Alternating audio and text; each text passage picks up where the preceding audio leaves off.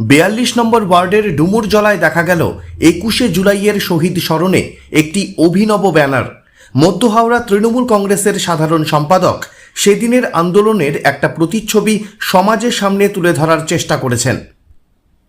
দেখুন, 21শে জুলাই আমাদের তৃণমূল কংগ্রেস কর্মীদের কাছে অত্যন্ত একটা গুরুত্বপূর্ণ দিন। অরিজিনাল 1993-এর 21শে জুলাই কী ঘটনা ঘটেছে বা মমতা বন্দ্যোপাধ্যায়কে কতবার অত্যাচারিত হতে হয়েছে সিপিএমের পুলিশের হাতে, সেটা অনেকেই জানে না। তাই এই তরুণ প্রজন্মের কাছে অরিজিনাল 21শে জুলাইয়ের ঘটনা কিংবা মমতা বন্দ্যোপাধ্যায়ের ওপর এত অত্যাচার করা সত্ত্বেও যে আজকে মমতা বন্দ্যোপাধ্যায় বাংলার